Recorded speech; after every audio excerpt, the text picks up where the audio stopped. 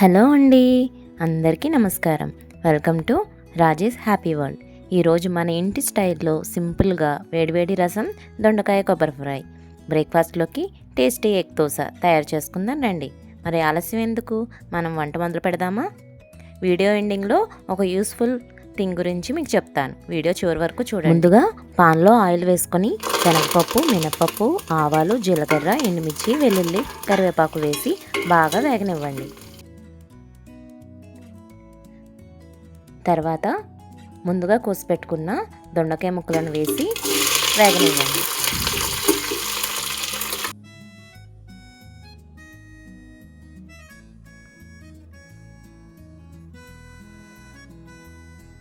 తర్వాత కొంచెం సాల్ట్ వేసి మూత పెట్టి మగ్గనివ్వండి.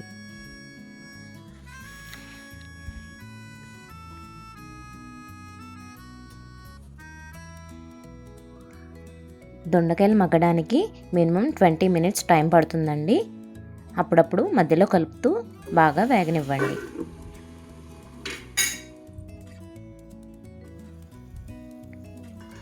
దొండకాయలు వేగిపోయిన తర్వాత కలుపుకొని కొంచెం పసుపు యాడ్ చేసుకోండి. తర్వాత కొబ్బరి తురుముని యాడ్ చేసుకోండి. ఇలా కొబ్బరి తురుము యాడ్ చేయడం వల్ల దొండకాయ ఫ్రైకి మరింత టేస్ట్ వస్తుంది. అలాగే హెల్త్కి హెల్త్ కూడా.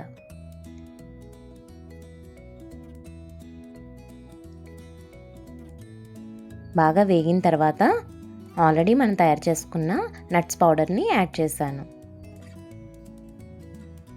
ఈ టైంలో మీకు కొంచెం స్పైసీగా కావాలి అంటే కొంచెం కారం యాడ్ చేసుకోండి. అంతే, దొండకాయ ఫ్రై రెడీ అయిపోయింది. ఇప్పుడు నేను బ్రౌన్ రైస్ని కడిగి పెట్టుకొని ఒక 15 మినిట్స్ నానబెట్టుకున్నాను. తర్వాత 3 విజిల్స్ వేయించేసాను.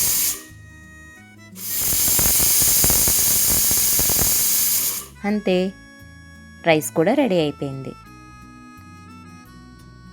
ఇప్పుడు రసం పెట్టుకున్నాను.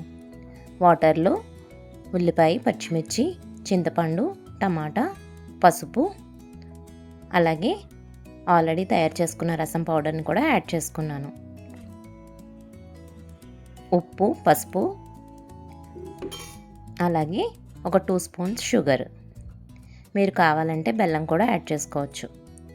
కొత్తిమీర, కరివేపాకు వేసి రసాన్ని బాగా మరగనివ్వండి.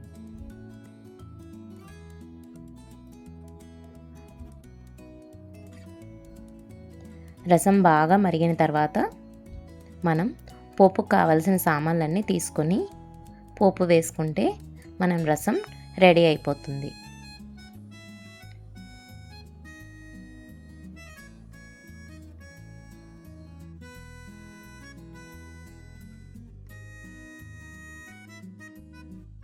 ఇక్కడ నేను పోపు వేసిన క్లిప్ మర్చిపోయానండి. తర్వాత మన బ్రేక్ఫాస్ట్లోకి ఎగ్ దోశ తయారు చేసేసుకుందాం. ముందుగా దోశ వేసుకొని దానిపైన ఒక ఎగ్ని పగలగొట్టి వేసుకున్నాం. మీరు కావాలి అంటే ఆనియన్స్, పచ్చిమిర్చి కూడా వేసుకోవచ్చు. నేనైతే పిల్లలు స్పైసీగా తినలేరని సింపుల్గానే వేసాను. తర్వాత కారం పౌడర్ని చల్లుకోవడమే. మనం ఆల్రెడీ తయారు చేసుకున్న నట్స్ కారం పొడి ఉంది కదండి, అది పైన చల్లి పల్లీ చట్నీతో సర్వ్ చేసుకుంటే అదిరిపోతుంది. నేను మీకు వీడియో ఎండింగ్లో ఒక యూస్ఫుల్ వస్తువు గురించి చెప్తాను అని అన్నాను కదండి, ఇదేనండి. ఇది నేను రీసెంట్గా పర్చేస్ చేశాను. క్లోత్ స్టాండ్ అన్నమాట.